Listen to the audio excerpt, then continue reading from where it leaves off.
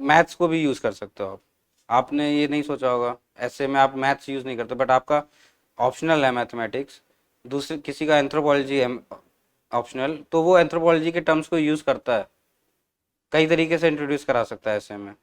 आप as a maths student ऐसे में मैथमेटिक्स को यूज़ कर सकते हैं। जैसे लास्ट ईयर मैंने एक ग्राफ बना दिया था वहाँ पे, just to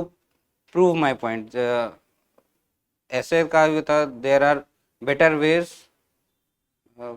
there are better ways of the best, ऐसे करके कुछ था, मतलब बेटर कि बेस्ट से भी आगे कुछ और होता है। तो मैंने एक ग्राफ बना दिया था एक्स और वाई एक्सिस बना के, और वो जो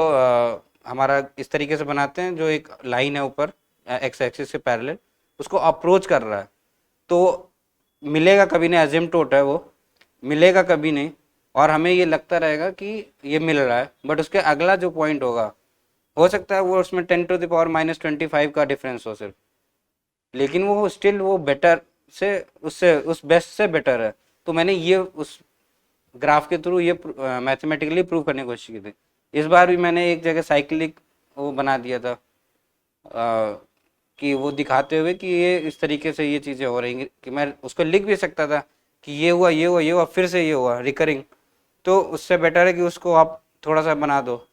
तो आप प्रोबेबिलिटी है जैसे सपोज, तो आप यूज़ करो उसको कि प्रोबेबिलिटी वाइज ये लो है, या स्टैटिक्स का यूज़ कर लो कि ऐसा है, आप नॉर्मल कर्व बना दो कि, तो ये आपको अपने आप से पहले सोचना पड़ेगा कि जो भी आप पढ़ रहे हो उसको किस तरीके से यूज़ कर सकते हो, और जब आपने यहाँ पे कर रखा होगा तो आप वहाँ भी कर पाओगे। और आप ये इस तरीके से देखो ना कि जो एग्जामिनर है, जो कॉपी चेक कर रहा है आपकी ऐसे की एवेल्युएट कर रहा है, वो जब सारी आंसर कॉपीज के थ्रू गो थ्रू कर रहा है,